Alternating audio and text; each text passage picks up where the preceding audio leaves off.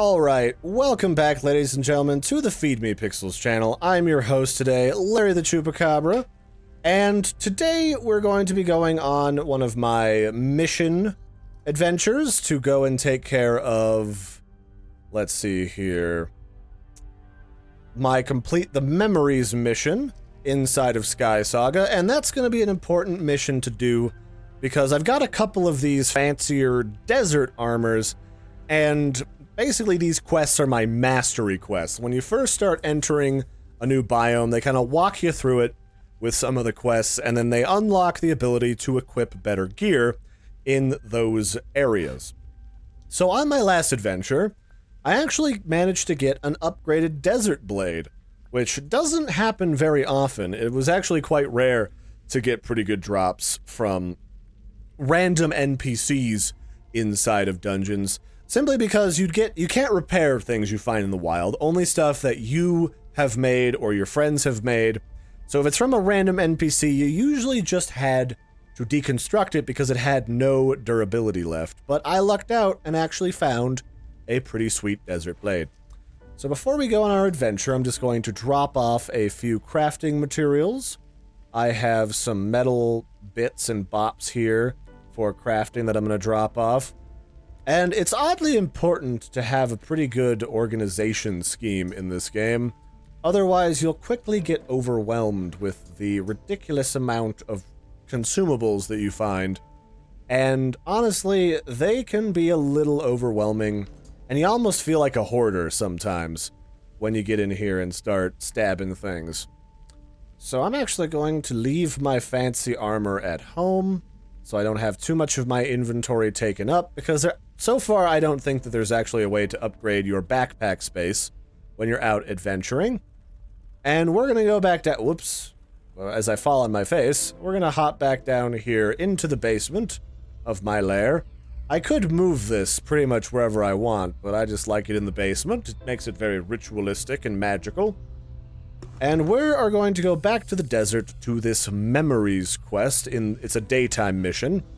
And this is going to require one of those fiery hearts that I have in my inventory. Those drop off of like specialty bosses and rare super murdery monsters. And we're going to hopefully complete this mission and get me some new gear. That's the idea here today. So into the teleportation murder hole we go. Yay, adventure! Alright, so we have arrived inside of the Memories adventure mission. And we have a message from Ashket, the furnishing trader. And he says, look for signs of the shattering's impact. Perhaps I will recognize something, and that will jog my memory. So essentially, a lot of the missions and the story in this game revolve around the fact that some sort of cataclysm happened that shattered the world, which is why there's a bunch of bizarre floating islands and a mishmash of extra dimensions and magic going wild, and there's zombies everywhere. Nobody can remember what the floop is going on. So we are looking for clues as to what has happened. So, depending on the adventure you're in, each one of these biomes, they can have different colored stuff in them. And if you want to decorate your base with a particular variety of stone, that's when you'd break out the old pickaxes and you'd start to gather up a whole bunch. And I know my pal Aimu has broken like literally 15 plus sets of one particular pickaxe variety, just tearing apart various blocks to build out a massive castle. Like, that guy just goes crazy in here.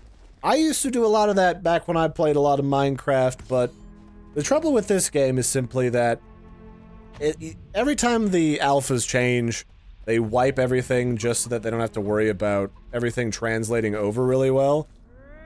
So I just don't worry about it until there's some more consistency and stuff actually sticks around for people to admire and enjoy. Because if I put in that much work, I want people to see it for a while.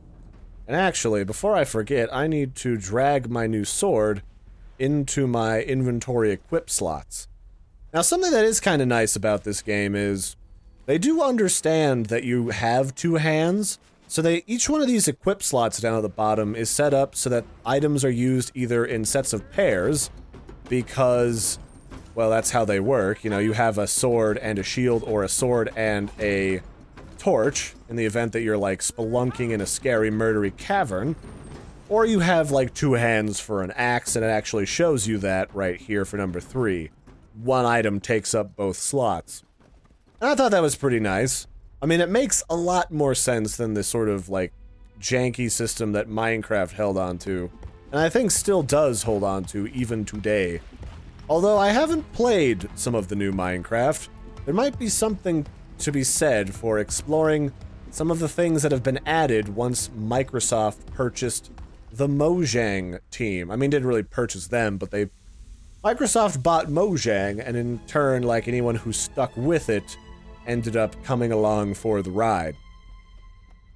So I don't really have a specific goal in mind, although there is something right here. Or it implies that there's something right here. So the mission right now is we need to search for clues in the parched oasis. And I'm guessing that that particular skeleton right there, this raw-boned sentry, has got the secrets that we crave. And he's actually got a cool spear. I kind of want a spear like that. I've never had a spear before. It's kind of a jungle weapon, if I remember correctly, from previous alphas, but that's fine. So something in and around this parched oasis here is possibly going to have what we want.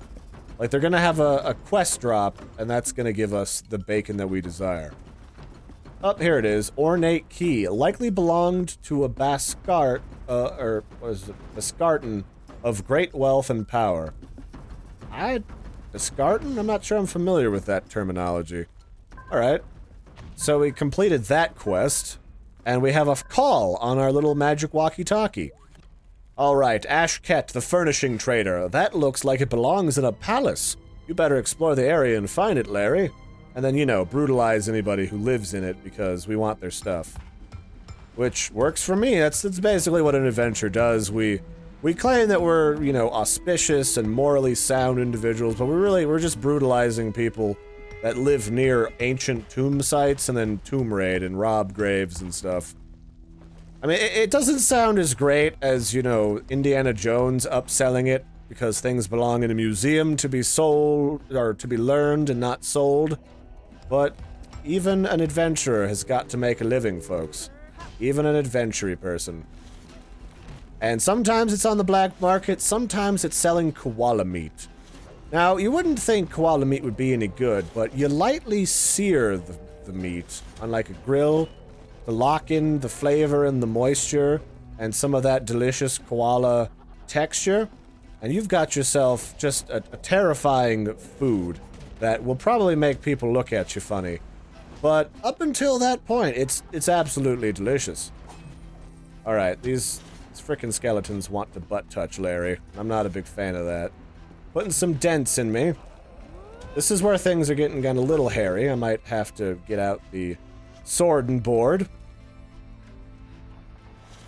Until my health sort of starts to regenerate a little bit.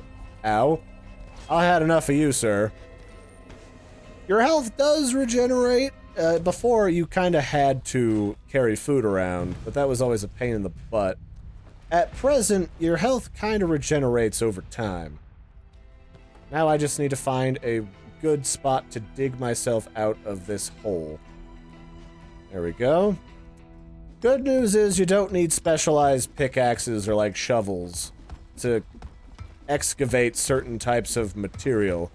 There are better types of pickaxes for building your home, which can actually explode large chunks of land, but for the most part, it doesn't get quite as crazy in Skysaga as if you had to have like a shovel and a hoe and a mining pick, and I mean, it got a little excessive at times, that's all I'm saying.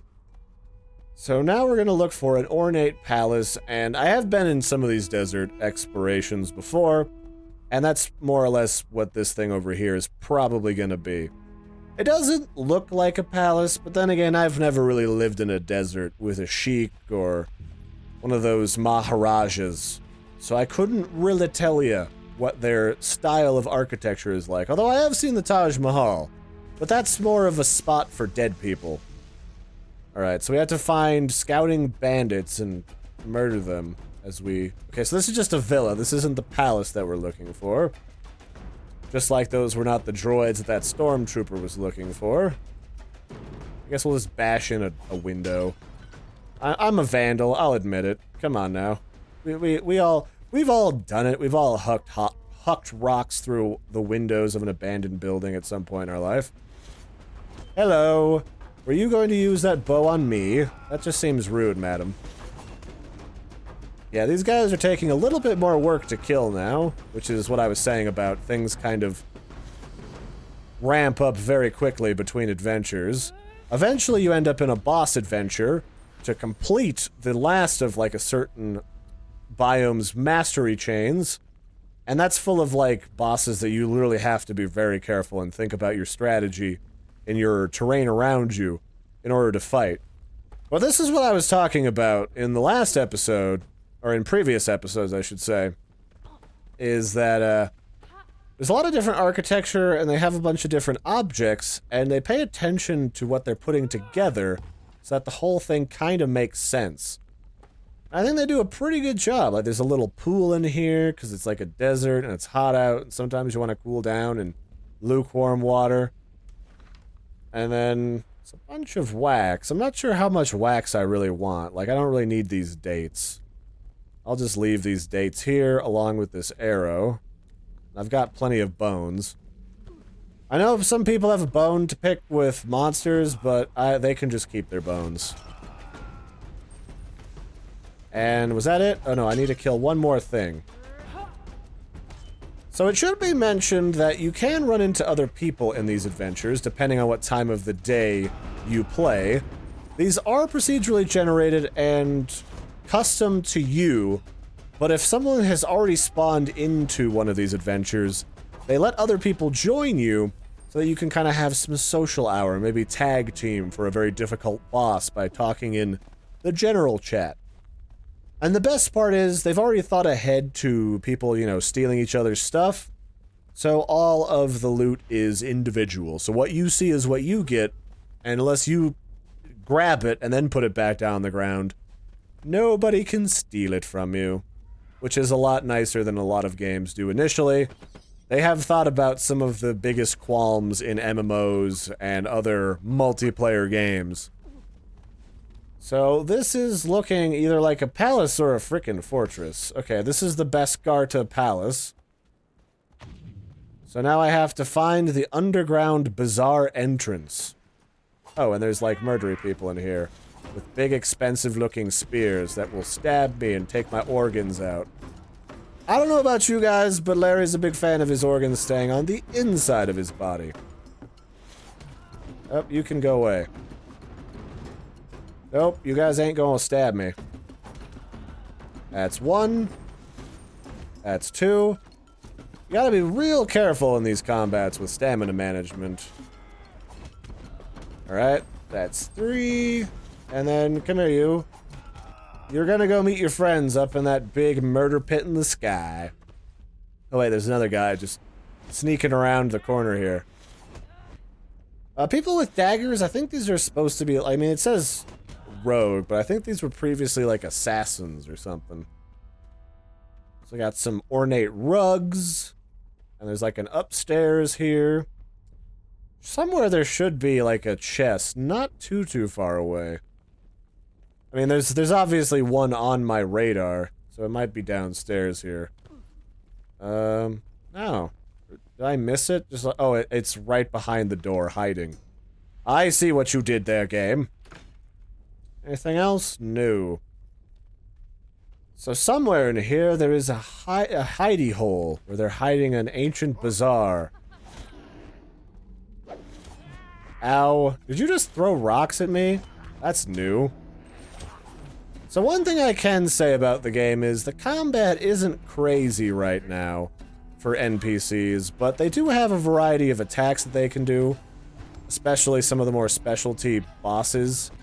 And they are adding new stuff all the time. Like, there are new sort of what did I say? There's like context-sensitive attacks that are based upon your movements while you're fighting. Sort of like when you're fighting in Chivalry Medieval Warfare. Those were kind of weird and janky to control, but these are actually real smooth. They're very simple and basic, I'll grant you. But they work, and I like it. So there's just some more palm trees. At this point, I'm just kind of dinking... Oh, never mind. I thought I was going to have to go way back in there. I thought this was just a side mission, but here we go. We found the underground bazaar, and Ashket is saying, "Explore thoroughly, adventurer. I'm sure that key fits into a lock somewhere down there." Man, have you never found someone's lost car keys at the pool, dude? Like, you're never gonna find what that's for. It's probably for some guy's, like, fishing tackle box, and, like, the key got stuck inside of his shoelaces or something. And even he doesn't know that it's missing until, like, years later when he has to bash the lock open with a hammer. Alright, Pike Lady, no need to get so handsy with Larry. I just want to steal your stuff. It's not a big deal. Actually, I'm gonna close these doors behind me simply because they're probably going to come in after me if they respawn, and I just as soon not have to worry about that. And simply because this is in the alpha and they are testing things, some of the spawn rates in this game can be a little redonkulous, but I just chalk that up to they need them to spawn quickly so a lot of people can see them during peak hours. And there can be quite a few. Like, I've had up to like 10 people in a single adventure together, horsing around doing the missions. It makes big nasty bosses real simple, but if you kind of want a challenge or you're just kind of dinking around, it can be annoying to have like 50 people chilling out in your adventure. So that's why I chose to record this a little later in the evening than I normally would for Skysaga with pals and friends, like my pal Aimu or Slycopper. So there you have it. I'll just slaughter these tigers. There we go, we'll get some of these pelts.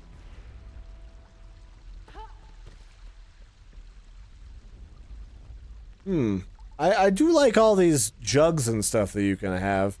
It kind of makes me want to, like, make an ancient temple on one of my islands or something. It kind of does. Yeah, there's a whole bunch of stuff in here. And they use these objects in concert with one another to make really cool effects, and everything that you see in here, you can craft and build yourself.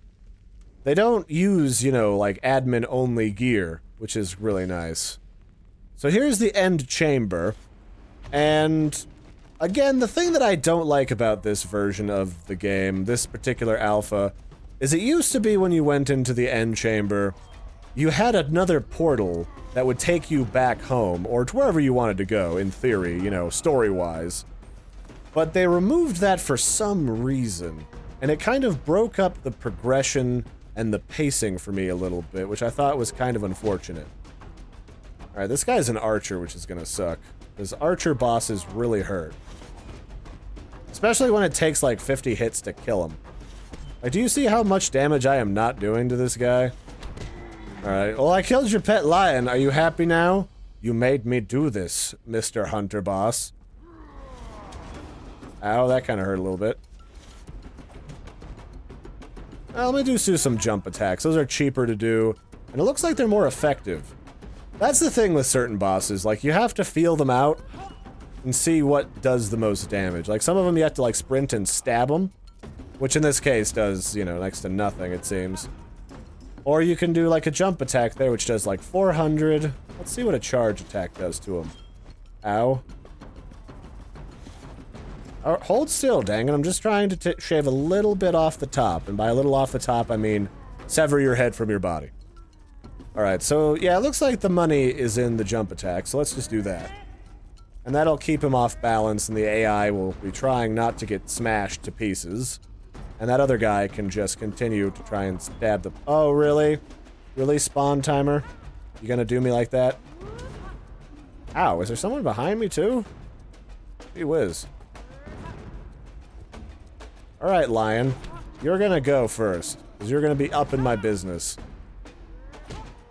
Kind of reminds me of doing raid bosses in WoW for the moment, simply because these things will respawn on top of you. Like, you took too long killing the boss that you had to, like, burn him down when everyone was dead, or else they'd respawn and heal. Tells you that I did way too much raiding before. Like, I mean way too much. Actually, you know what? It looks like I can just pepper you with blows and kill you. Ah, perfect. And you dropped an item. You dropped another sword for me. That's cool. It used to be a lot more rare in previous versions of the alpha of Skysaga to get some of these rarer items, or just get items that weren't just patterns at all that you could use. So hopefully that's something we can actually utilize. Oh hey, we got this Sartep Holy Book.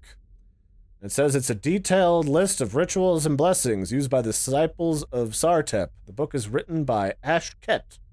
Okay, so the dude who sent us on a mission, I guess, was a holy man before the shattering. That's kinda neat. And he's giving us a phone call, because why wouldn't he? He's really clingy. He's like a clingy ex-boyfriend or girlfriend. Ashket, well done, you found the Sartep Holy Book. Yep, glad I could help. Now I have to go back to the City of First Light and see what he's been up to. Oh. I wonder where that door led, so you can see if there's any chests up here.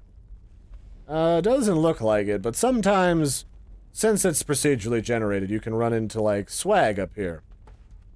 I don't really have a reason to hang around, so let's just teleport straight to the City of First Light.